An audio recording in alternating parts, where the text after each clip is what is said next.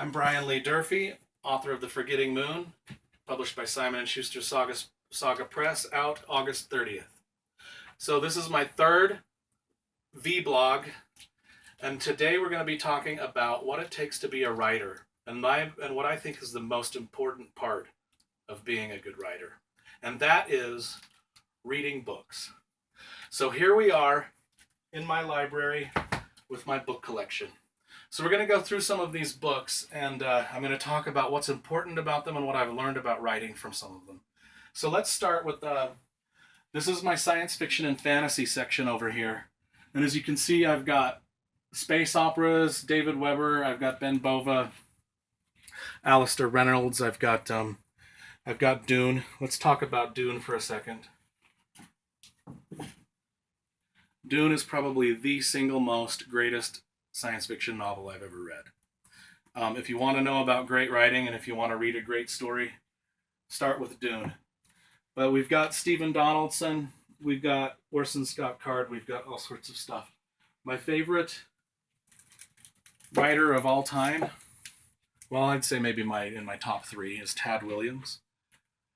The Dragonbone Chair and the Memory, Sorrow, and Thorn trilogy was probably the fantasy trilogy that inspired me the most to write The Forgetting Moon. When I read Tad Williams for the first time, he was the first author that made me notice the language and the words that he was using, and the rhythm of the words, and the beauty of the combinations of words that he was using. It really, really inspired me to start writing my own stories. But Tad Williams, I've got David Eddings, a great writer. Gabrielle Kay. We have Catherine Kurtz. All the great fantasy writers like George R.R. Martin. George R.R. Martin, also, this is a first edition Game of Thrones. I've got it signed by George R.R. Martin himself. George R.R. Martin was also one of the writers that inspired Forgetting Moon. He was the first writer that I read that really took care. Well, anybody that knows Game of Thrones knows he's brutal with his characters. And I thought that was important for the drama. We've got Brandon Sanderson, Jack White, Stephen Erickson, Terry Brooks, Robert Jordan. My favorite writer of all time, one of my top three guys, Stephen King. I have every Stephen King in hardcover. But let's talk about things that aren't fantasy and science fiction. Let's go to my collection of other books, because I do feel that no matter what genre you write in, you need to be well read in everything. So over here we've got my westerns, my mysteries, my Dean Koontz, my horror. I love English mysteries. I have all these Elizabeth George novels. They're little English mysteries set in Britain. They're beautifully written. Ian Rankin, Dennis Lehane, Mystic River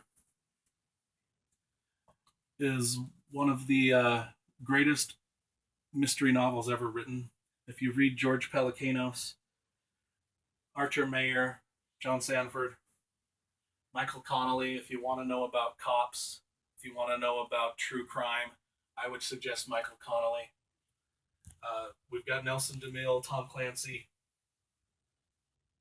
John Grisham, Brad Thor, Dan Brown, Donna Tartt.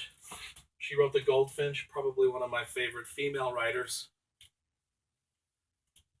Richard Price. Over here we've got historical fiction by John Jakes. We've got books about Caesar. We've got books about African history. We've got books by Bernard Cornwell about Vikings. We've got James Michener and Herman Wouk, Neil Stevenson, Ken Follett. If you haven't read Pillars of the Earth, read it now. It's probably one of the best books. The reason I bring up all of these books is because the first step in becoming a good writer, and a writer that can be published, is to read a lot. And I read 3 to 4 books per week, and I have ever since I was 13 years old. And it's been I'm not educated in writing. I have taken no writing classes.